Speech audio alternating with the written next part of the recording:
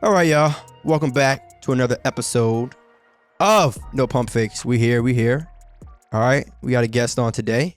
We got Darnell Mayberry, Chicago Bulls senior writer for The Athletic. What's going on, man? What's going on, fellas? Thanks for having me.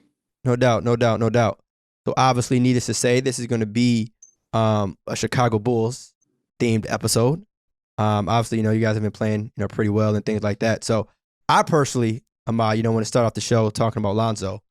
And just overall, kind of, Darnell, what do you think that signing during the offseason of Lonzo to the Bulls has kind of done for that organization and that team? It's made all the difference. I mean, if you look at the Bulls the last few years post Derrick Rose, I mean, their problem was point guard. They've struggled to find consistent point guard play, and Lonzo Ball has come in and really changed the mindset of this team, especially defensively on the perimeter and what he can do on that end of the floor. So he's just made a big difference in terms of his defensive ability, his versatility, his outlet passing. He had a pass Monday against the Rockets, full length out of bounds or inbounds pass to DeMar DeRozan for a dunk. I mean, just over the top of the defense, things like that, that his IQ really just show up in different ways. And there's really been a difference maker for this Bulls team this season. What do you think Lonzo Ball's ultimate ceiling is? I mean, we didn't think that he was going to be able to improve his three-point shot the way that he has. And if you look at what he's shooting now, around 40%, 42% from three at this stage in his career, his development has really been impressive in terms of how he's gone from just kind of a flashy player to a really complete player on both ends and improving his three-point shot. He didn't want to be a 3-and-D guy in New Orleans, but that's kind of what he's been for the Bulls with DeRozan and Levine next to him, and also an orchestrator at times, especially in transition. But if he can continue to improve inside the three-point arc, I mean, we've seen his development outside the three now, and that's been really impressive. You got to give him a lot of credit for the work that he's put in. But he's also got to be able to now translate that into inside the three-point arc where he can finish at the rim, maybe get to his spots in the mid-range and pull up and get some efficiency and some consistency going there. Once he does that, I mean, he's going to be able to score at all three levels, and he's one of the best perimeter defenders in the league. So, people are already clamoring and saying he's an all-star caliber player. So, he could be an all-NBA guy if he continues to take that next step offensively and work on some of those little things that I've talked about. Yeah, so obviously, with the Bulls, you guys have two, fantastic scoring wings as well as a low post threat and Vucevic, right? Three guys who I feel like, can pretty much give you 20 on any given night.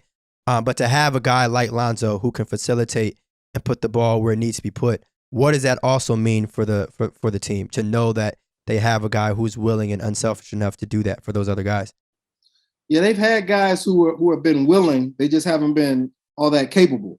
Kobe White was the 7th overall pick 3 years ago, kind of more of a scorer than a facilitator. He was trying, he was willing, but he's just not instinctive like Lonzo Ball is.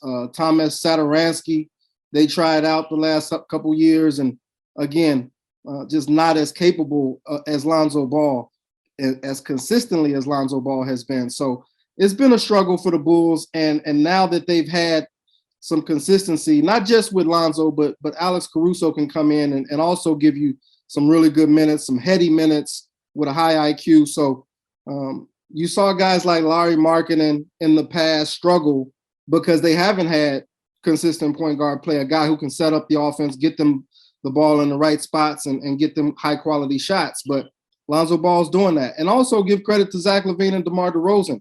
Those guys are willing playmakers and passers as well. Yeah, now you talked about Zach LaVine and DeMar DeRozan. There's a lot of people that felt coming into this year that they weren't going to really work. Talk about that pairing and how they've been successful so far this year.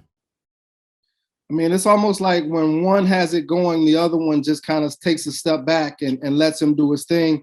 And Zach LaVine has even said when DeMar has it going, he feels like he's just a kind of a bailout option, kind of like I'm here if you need me type of guy. And that's a heck of an option to have when you got another 26 point per game scorer just standing over there, turning it into a catch and shoot option. I mean, LaVine is one of the best catch and shoot players in the league, one of the best shooters, just period, whether it's off the dribble or off the catch. So he's a tremendous threat next to DeMar, who's been a great fourth quarter scorer, the league leading fourth quarter scorer, I think at 8.2 points per game, something like that. So they've been really deadly as a tandem. But the thing that's stopping the Bulls right now, sort of like a lot of these teams, is the health and safety protocols. DeRozan has had to miss some time. LaVine is now missing time while being in it. So, and all that being said, the Bulls are still 19-10. So that shows you how consistent they've been while trying to figure all of this out. Yeah, and you mentioned their record, and I mean, as we all know, this is a league where you're pretty much judged based off what you do in the playoffs.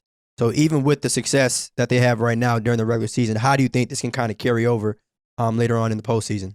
I mean, that's a great question because you have so many guys on this team who either haven't been there or haven't really made a whole lot of noise. Zach LaVine hasn't been there. Nikola Vucevic has lost in the first round a few times. DeRozan, we all know about his past shortcomings coming up against LeBron, which is understandable, obviously. But, these guys, Alex Caruso is the only one who's been deep in the playoffs, really, and won that championship with the Lakers. So these guys all have something to prove. And even Billy Donovan, he had 4 straight first-round exits in Oklahoma City. So when they get to the postseason, the pressure's going to be on these guys to really show what they can do in the playoffs and how far they can go. Can they turn it around in some of the heartbreak that they've had in their career so far? Yeah, I definitely think it's going to be a lot of pressure because I really feel like even though they're having a lot of success right now in the regular season, I still feel like this is a make or break year for the Chicago Bulls with Zach LaVine because he's going to be the top free agent in 2020 in the offseason.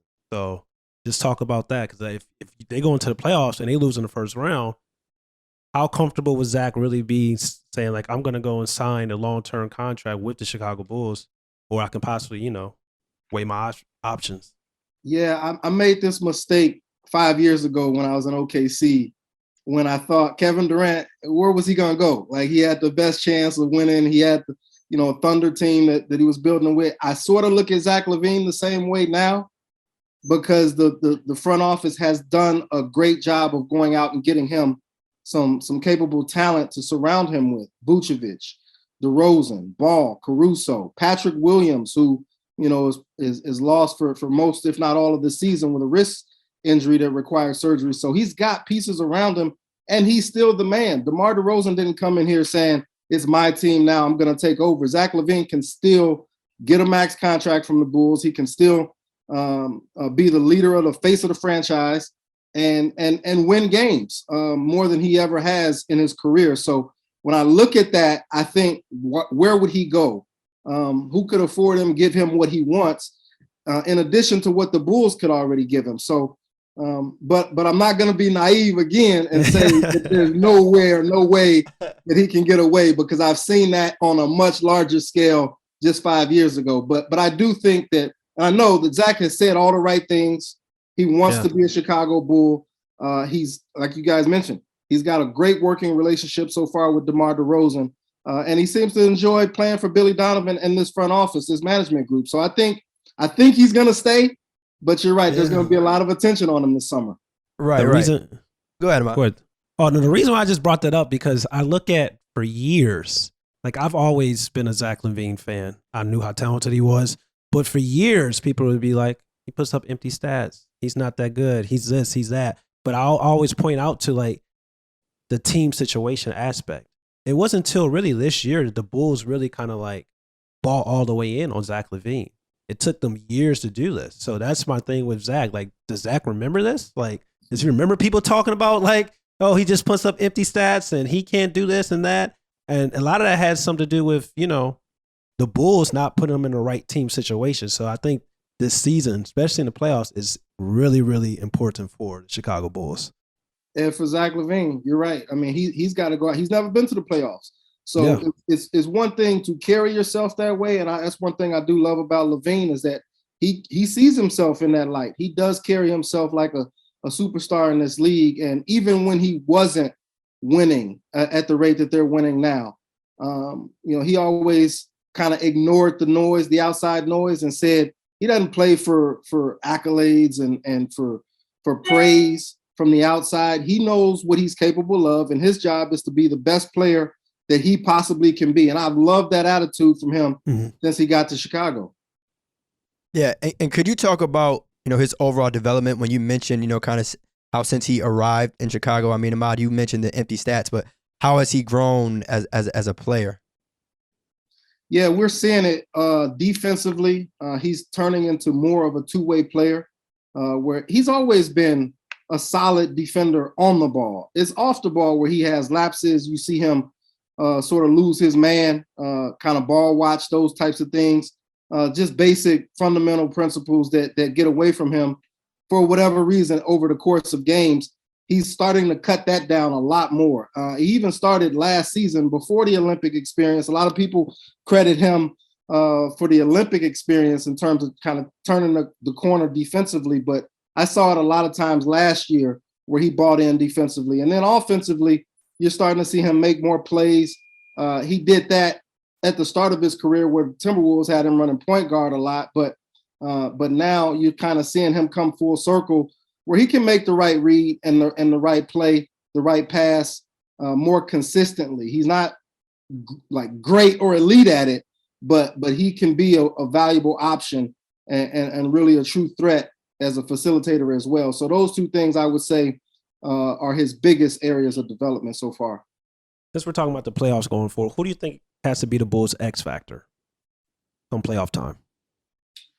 I mean, I think it's going to be the same guys who we're seeing now. Probably Alex Caruso a lot. Probably Alonzo Ball because you know what you're going to get from DeMar DeRozan. You know what you're going to get from Zach LaVine.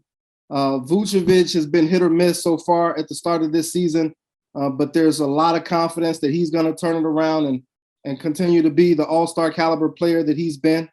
But I look at Lonzo Ball and Alex Caruso as those guys. And then there's so many just gritty glue guys on this Bulls team. Derrick Jones Jr., Javonte Green, Ayo Dosunmu. I mean, they've got a lot of defensive-minded players who go out there and make hustle plays.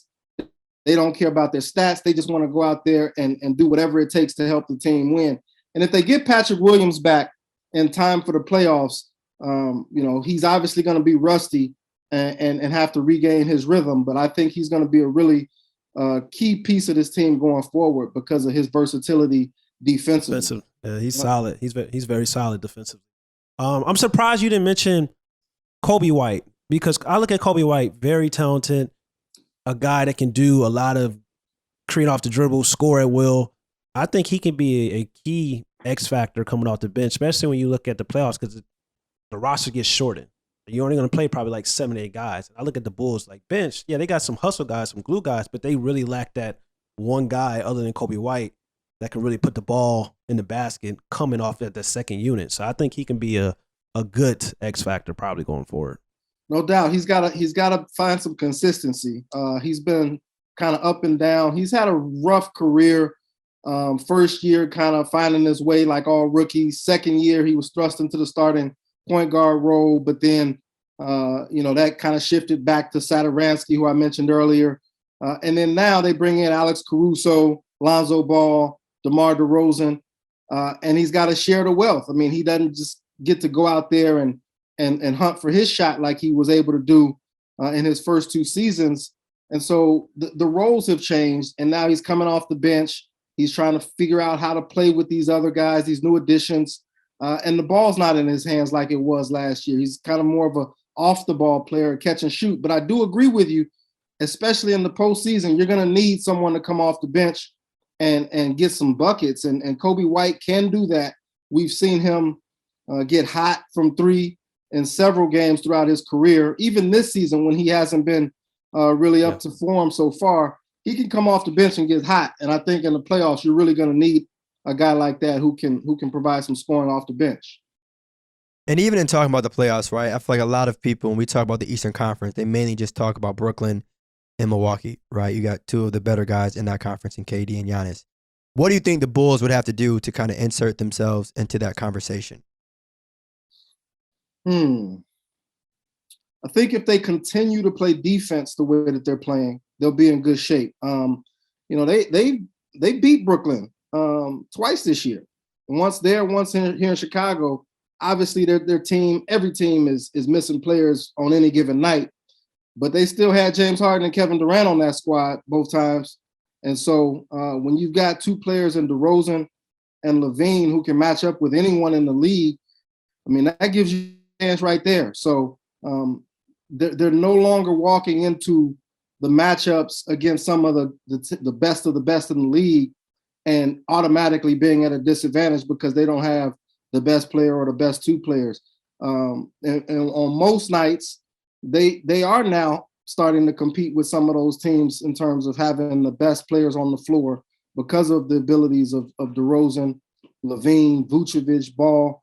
And it's just a more talented roster. But they got to continue their defense.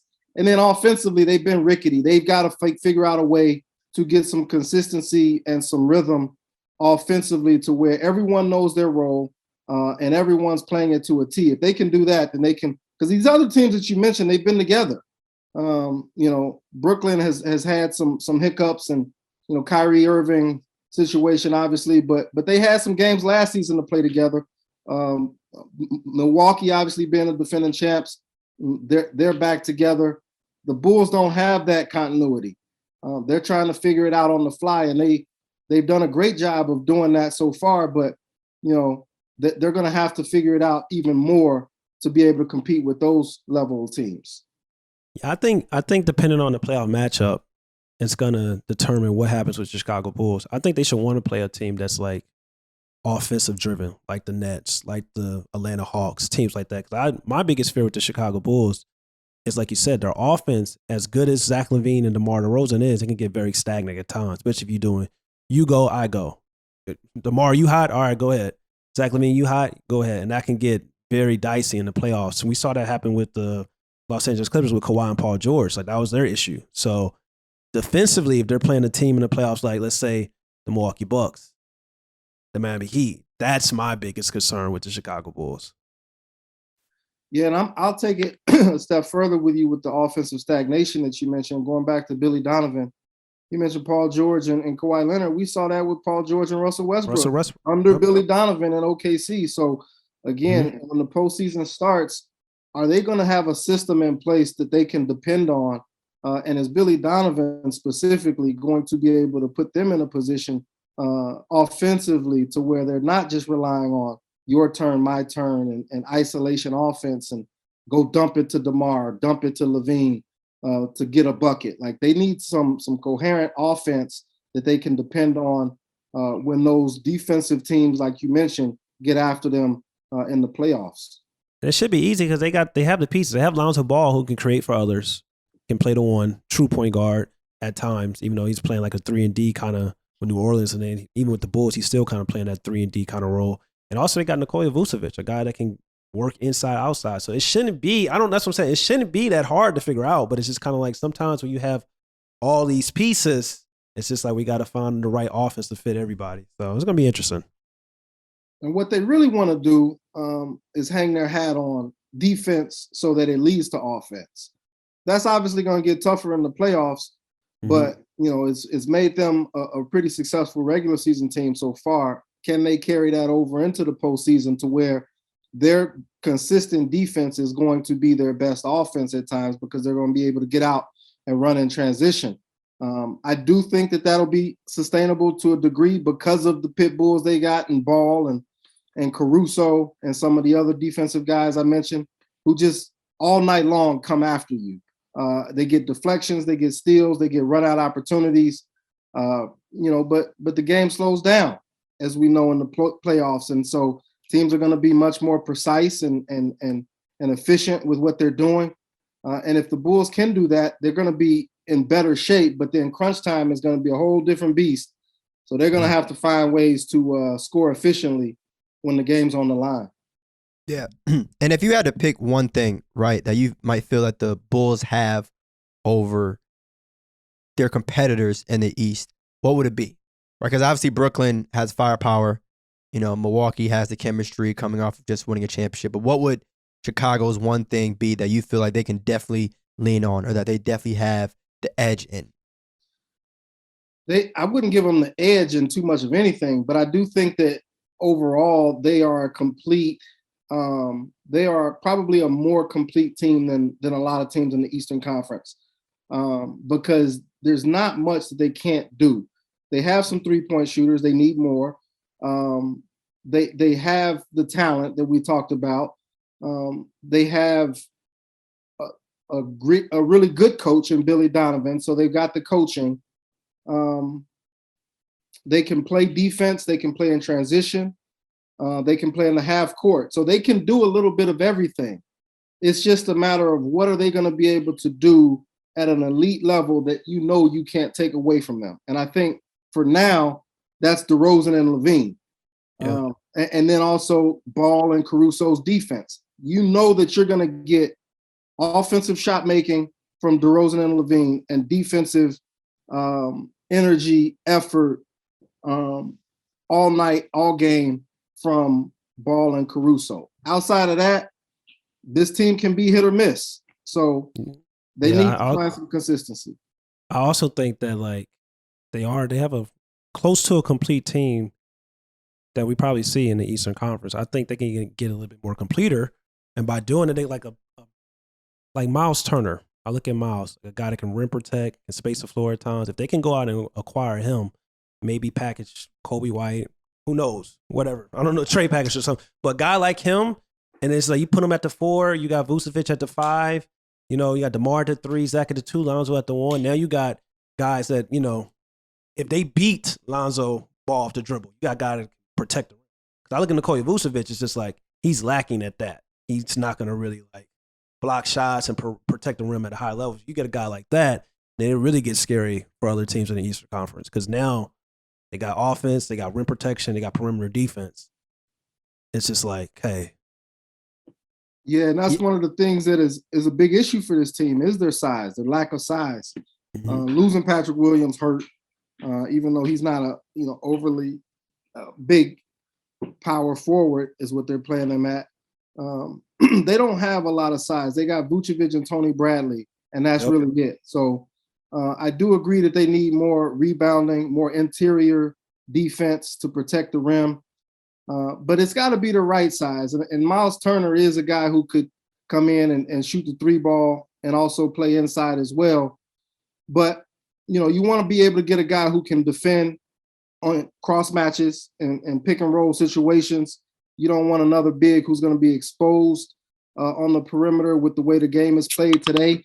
And then also, what would the Bulls have to give up to make a deal like that? I'm not sure if it would be worth it to the Bulls to give up key pieces for a name like that. Not necessarily Miles Turner, but I think they probably have to give up a lot of their core or future assets to go out and get a player like that. So that would concern me. But yeah, they definitely need more size. But that's when you have to ask yourself, what are we doing as an organization? Are we just content of trying to be a playoff team?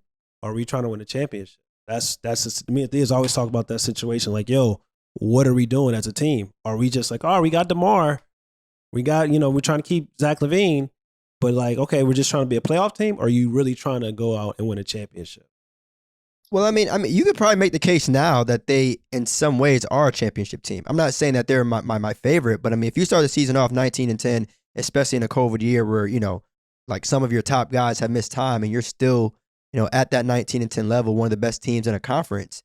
I mean, maybe they feel, as well they should, that they can win now. Maybe they feel they don't necessarily need to upgrade. Obviously, you never remain stagnant, of course, right? You get better as much as you can, but it's not like they should be in complete desperation mode where they need that one. Because, again, they did just have one of the best off seasons in the entire league. They did. So it's like, if they can get Miles or whoever, cool. But I don't think they should feel like, all right, we got to get somebody. We got to make a change. Something has to give. Like, they're in a pretty good spot.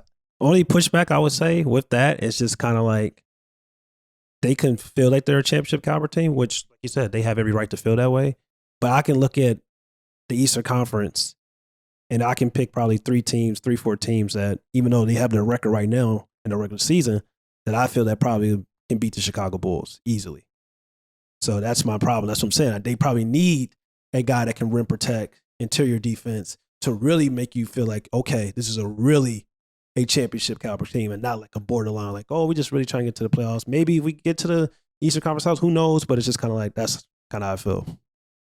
Yeah, we've seen this front office be aggressive, and that's the big thing. I mean, it wouldn't come as a surprise if they did pull the trigger on something like that. Look at what they did to get Vucevic, giving up a young piece in Wendell Carter Jr., 2 future first-round draft picks, going after DeRozan, giving up a really solid piece in Thaddeus Young that was a pivotal piece last year and was in 6th Man of the Year conversations.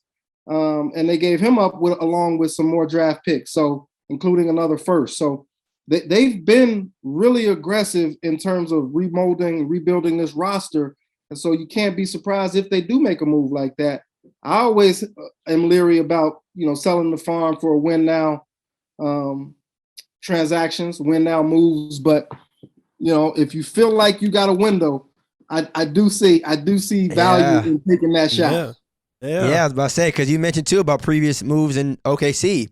Sometimes the window may not be, as large as you might think at the time. So you got to take advantage of it. And recently we've kind of seen it work out for some teams, right? The Lakers getting AD, Milwaukee, even with that deal for Drew Holiday, they had to give up some things.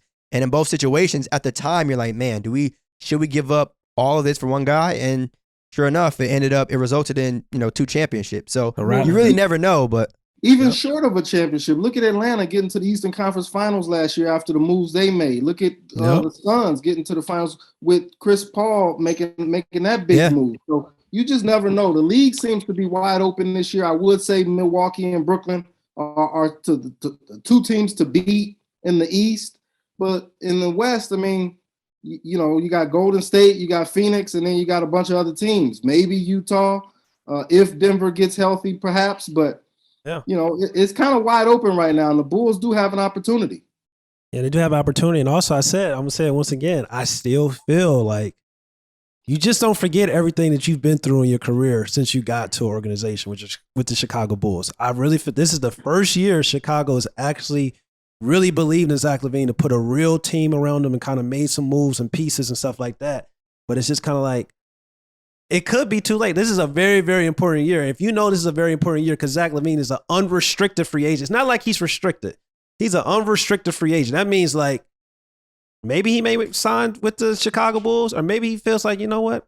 I want a new start. I want to go play with possibly Luka Doncic, with Dallas Mavericks has $35 million in cap space. Maybe I want to go play with a Ja Morant, who has the Memphis Grizzlies, who has $25 million in cap space. Like you never know, because DeMar DeRozan is 33 years old. Like DeMar's playing phenomenal this year, but is he going to be playing this way if Zach LaVine signs a max contract 5-year extension in 3-4 years? Like at this level, DeMar DeRozan, probably not. So those are things that Zach is going to have to think about. The holiday season is upon us, and MyBookie is in a giving spirit with 12 straight days of giveaways. Every day, there's a new exclusive promotion for you to redeem. And the best part is, check this out, it's all free when you sign up and make your first deposit with MyBookie. Now, starting on Tuesday, December 21st, and ending on Saturday, January 1st, you can bring in the new year right with giveaways that can help you fill your stocking with cash this season. Now, from odds boosts to casino chips to straight up locks, all right? MyBookie's 12 days of giveaways is a can't miss promotion. And that's not all right? To get you started, MyBookie is matching all first time deposits up to $1,000 with our promo code NOPUMPFAKES. That's double your funds to double your winnings and get in on all the best action at MyBookie. Now, don't miss out, all right? Double your first deposit up to $1,000 by using promo code NOPUMPFAKES. Head to MyBookie, place your bets, and get in on the best 12 days of the year today. All right, now bet anything, bet anytime, anywhere with MyBookie. The one thing to your point about playing for this franchise and not forgetting, and he has been through a whole lot. A lot of that came under different leadership. Gar Forman, the general manager, John Paxson, the vice president of basketball operations. Those guys aren't here. I mean, Pax is still here as sort of an advisor, but Arturas Karnisovas and Mark Eversley have taken over. Zach LaVine came in. He played for Fred Hoiberg and then Jim Boylan. Now he's with Billy Donovan. So the leadership has changed. Ownership obviously is still the same, but I wonder, and it's a good question that you raise. I wonder if Zach distinguishes between what happened before and that leadership being a thing of the past and what they've done now under new leadership. I mean, we see it as a difference on the outside, but to your point, Zach LaVine, the player who has to live it and go through it, it's a big question on how he might see it. Yeah, it was hell. It was hell for years. It was definitely hell, but I think you should address it on what it's like now. Like if they were still doing bad, all right, cool. It's time to get out. But he's in a winning situation now. And to your point, right? And even, not to bring up the OKC thing, but it's like if you start to win games and you still leave, well, at what point do we ask the question, well, what is it that you really wanted? Right? Because if the organization has given you the pieces, I mean, you're in sooner. A pretty nice market in Chicago. He wanted cool. You wanted sooner. it sooner. Hell, every NBA player would want it sooner. It's not that easy. Now, I'm not sitting here saying that we shouldn't put pressure on GMs in the front office, but I mean, it's not every season where you can go out and get Alonzo or DeMar DeRozan and previously get a Vucevic and a signing of Alex Caruso. Like those things don't just happen overnight. Now, like I said, I definitely think pressure should be applied to front offices, but if that was the case, every GM would do that in a heartbeat, but it's not the easiest thing to do. Once everybody knew, once Zach LaVine got traded from the Minnesota Timberwolves, like you really watch basketball, everybody knew how talented Zach LaVine was, but the organization was just still like, okay, we don't know if we're going to really build around Zach LaVine. It took them to this year. That's a long damn time. Well, that's also too, it ain't like Zach LaVine been there for 10 years though. It ain't like him too. It ain't like those guys been there for 10 years, right? We done seen some players, current and previous, be stuck in situations where the GMs haven't done anything for a decade. And so again, I get it. At some point, you're like, all right, hurry up this process. I don't want to waste my prime. But Zach LaVine isn't like an OG veteran who's like been in the league for 15 years with the same team and is, extremely loyal. Like, I mean, it takes some time. But now, again, I think the question that should be raised is, if you leave, what was it exactly that you wanted? And if you do leave, the team that you're heading to, what can they offer you that's better than the current one you're in now? I know you mentioned, Memphis and Luka and things like that, but sure did.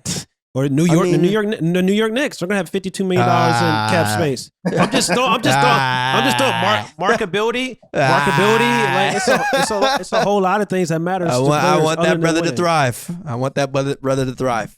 It's a whole lot. It's other things that matter to players than just winning basketball games, marketability and stuff like that. Zach's been robbed a couple years of the All-Star game, and it's not because of his game and his talent. It's because of the Bulls' lack of winning their team situation. So it's just kind of like that's. I'm just saying, those are things you look at. Like I said, DeMar DeRozan is 33. I love DeMar. He's one of my favorite players. Probably the most underrated star his entire career since he's been in the league. Like, people forget how cold he was with the Toronto Raptors. But if you got an opportunity, especially if the Bulls go out and they lose in the first round, and then you got an opportunity, let's say, to pair up with Luka Doncic with the Dallas Mavericks, he would be that missing piece.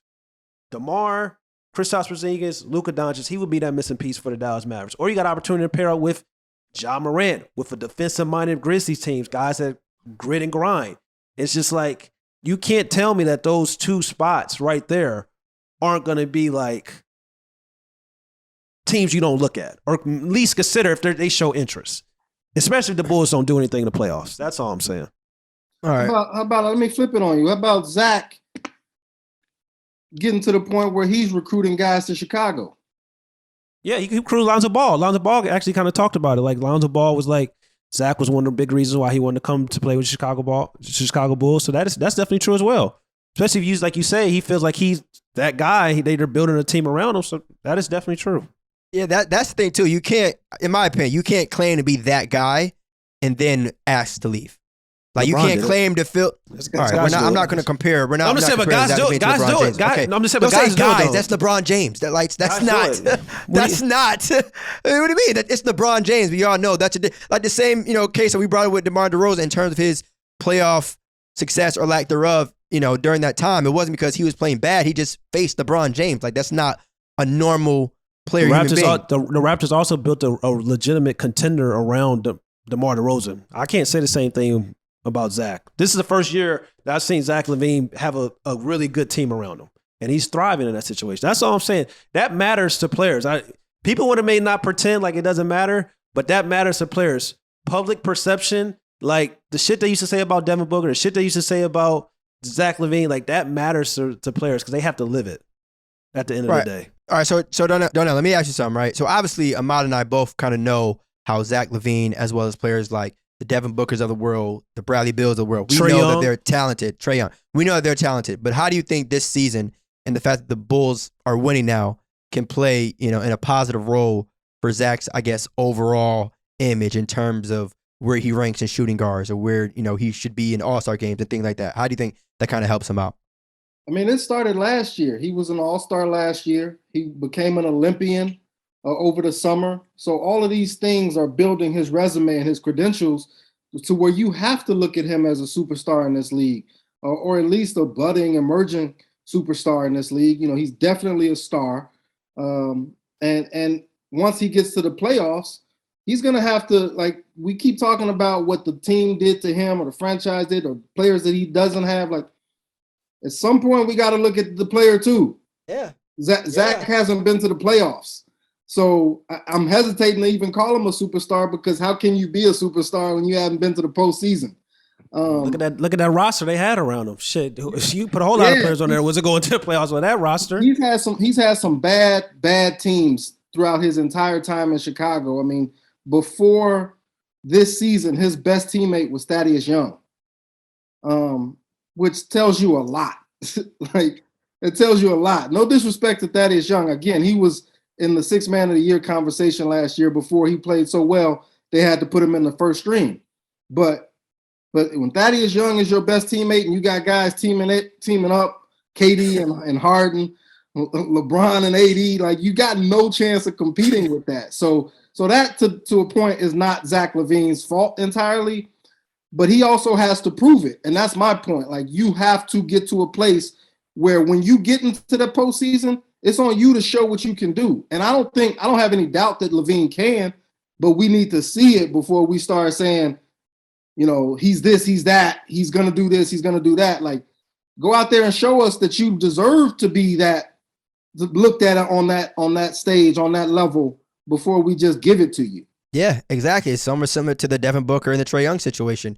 It's like we waited so long, people were like, all right, empty stats and things like that. But when the playoff came, they showed up. And I hope the same thing can happen with Zach, because you can't say in one breath, he's this talented guy, he's a superstar, but he has no team. But the minute you give him a team and he may not show up, well, then who is it that we're really looking at? And even if you're going to play with, right, I agree too. I completely agree. I'm seeing it right now. Look what he's doing right now. The top 3 team in the East.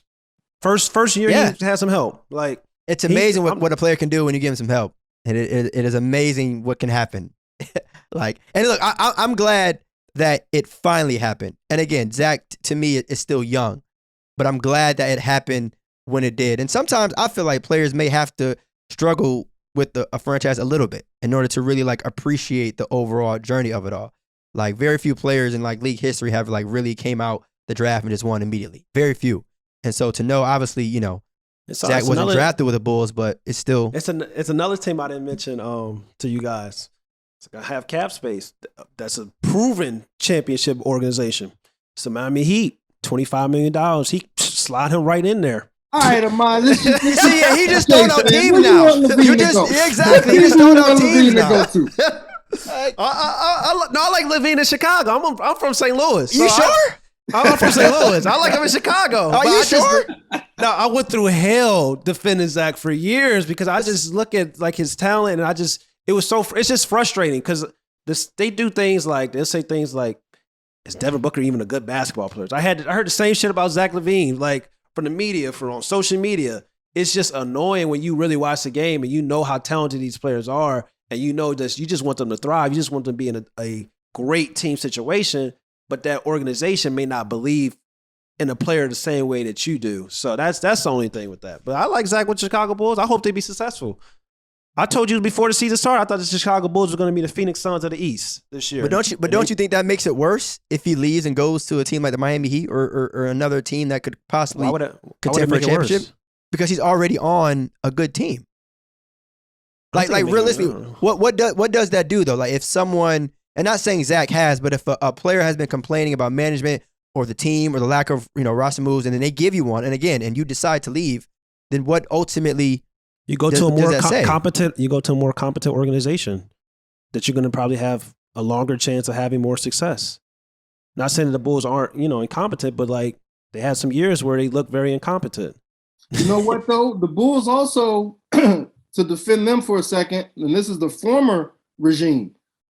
A lot of people were criticizing that offer sheet that they matched. If you remember, I think it was 4 years, $78 million. He's in the last year of it now. Sacramento gave him that offer sheet, and a lot of people said Zach LaVine's not worth this. The Bulls stepped up and matched it and said, "No, we're going to keep you." So that was them showing Zach LaVine some love and some loyalty. Saying, there was. Yeah, we're going to keep you. We believe in you. And now they're going to have to give him an even bigger bag. And this is a new regime, but he's certainly deserving, man. Like he's proved his worth in this league in terms of scoring. Again, I want to see it in the playoffs.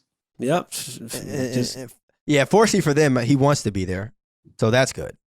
I mean, you got a guy that is capable of scoring at a high level that wants to be on your team, and then you match him up with a guy like DeRozan. I mean, I heard Kyrie Irving. I heard Kyrie Irving going into his unrestricted free agency. He said that I would love to stay in Boston. So you guys can say anything. In a Boston, true. You know what? You're right. Until the paper is signed. Bradley Beal's about to be an unrestricted free agent, possibly. He has a player option. Like he's like, oh yeah, like I would love to stay with the Washington Wizards, but I want to play this season out too. Zach LaVine's saying the same thing, but at the same time, like he wants to play this season out too. So it's gonna be interesting. Let me say one last thing about it. If you're Zach, and this is going back to what have you done for me lately? If you're Zach and you look at the front office and you say in just their second off season. That's true. They went out and got me DeMar DeRozan, Lonzo Ball, and Alex Caruso. And Vucevic was that the last year. That was last their first season. So I mean, they've been making moves, and if you're Zach, why wouldn't you look at this front office and say this ain't the guys from before? That's true. I can do something. I can go somewhere with these guys. They're putting people around me. Yeah, I agree. Yeah. I mean, when you can judge it like just based off the simple moves, right? Like when you see the moves being made, now it's like, all right, now I view this organization a little bit differently. But speaking of Zach LaVine, I feel like I have to ask this question and bring up this topic again. Yeah, you can smile. There's been a statement on. I don't know if you've heard on a previous episode of ours, but Ahmad had that wasn't okay. That episode was never recorded live. Either way, you know what I'm talking about. So do you mind repeating that statement, Ahmad? And if you don't, I will. So I just want to make sure that while we had no, say it. No, go ahead. You can repeat it. Go ahead. Okay, I'll say it. Ahmad believes, because I don't like putting words in people's mouth. So Ahmad was under the belief that the most talented guard in Chicago Bulls history was Zach LaVine. Okay, so say it. I just gave the opportunity to say it yourself. So either say it or not. I said a legitimate argument can be made that offensively that Zach LaVine's the most talented guard in Chicago Bulls history. And that's how do you feel about that statement right now? And that started up a whole can of worms. Did you get to see Michael Jordan? I don't know how old you are. Did you see Mike play? Yes, I see Mike play. Right. Not like you though. Of course not. Of course not. No, I just wanted him to repeat that. So I'm assuming you have different opinions or different thoughts on that. Yeah, it's not even a discussion. What I just say? Zach ain't even been to the playoffs. I know.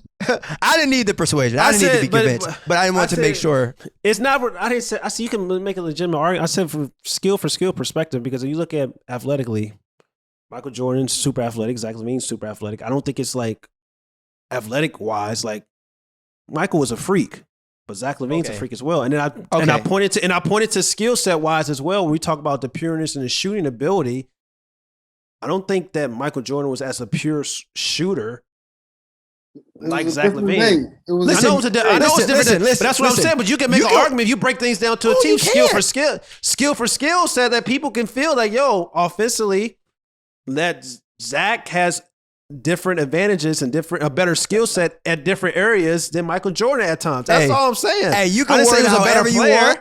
You can word it however you want. You can try and chop it up and say certain things. No.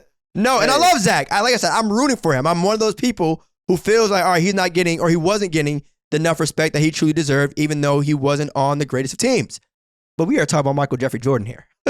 Like, I don't understand why you even think that a dialogue is needed. In no way, I didn't say a dialogue was needed. I said you can if you break things down to a T, breaking everything down from skill set standpoint, really looking at the game, like, of course, Michael Jordan's footwork give the edge.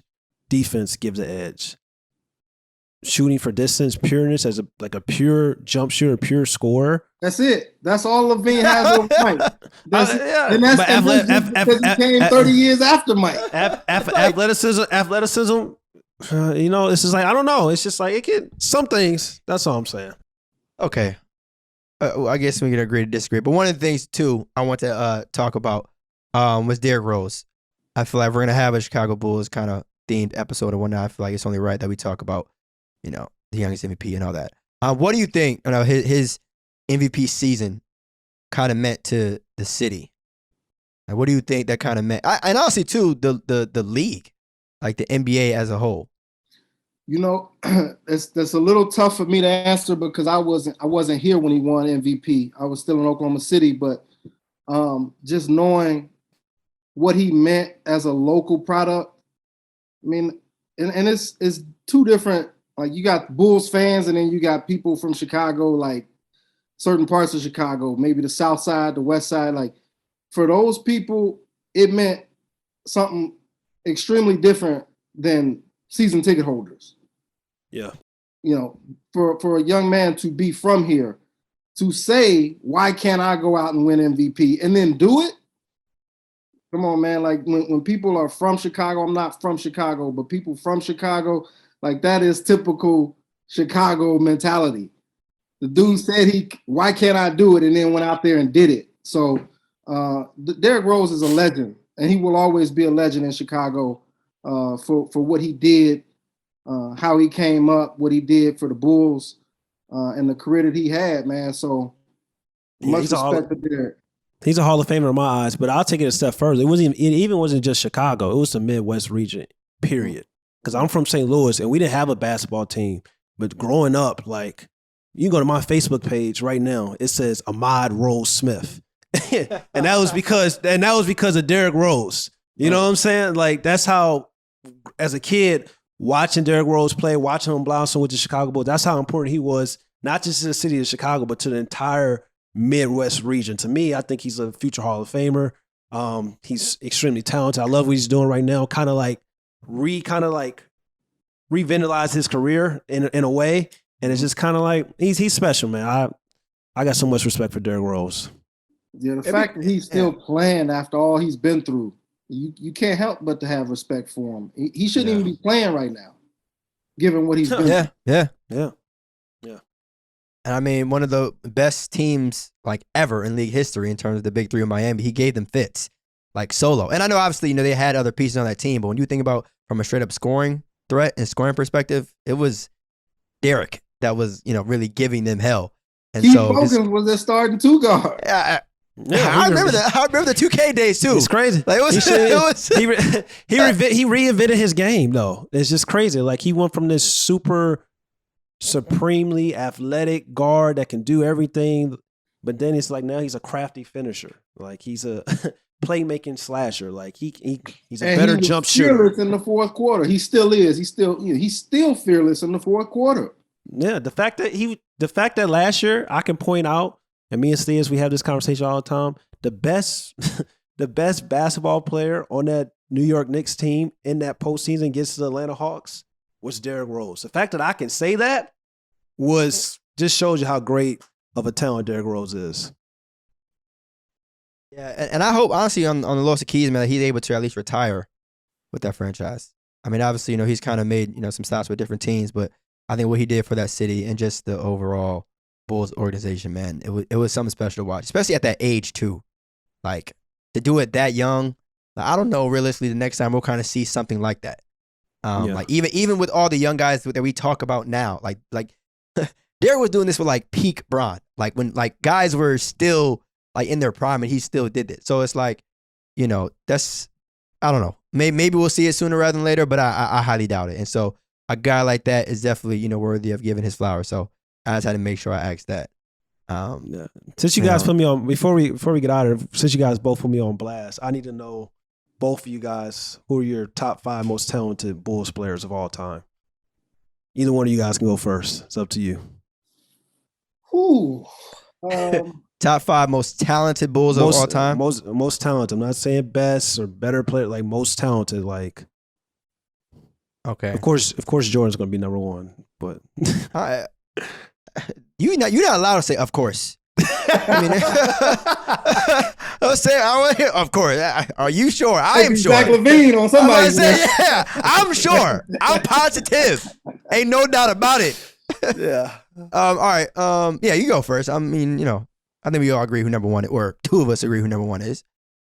Yeah, I mean, I think I would. I'm not an expert on the old school guys, Chet Walkers, the Jerry Sloans, those types of former Bulls legends. But a lot of my readers will put those types of players in the conversation. I'm gonna exclude them because I never saw Jerry Sloan play when he period, but when he was with the Bulls. So I'd go Mike, Scotty. I'd probably say Rodman, Rose, and I'm probably gonna miss somebody. He's on the team now. He's on the team right. He's on the team right now. I mean, Jimmy Butler. I can't exclude because I'm a big believer in two-way players. Yeah, okay. And we can't ignore. And I hate this about basketball discussions.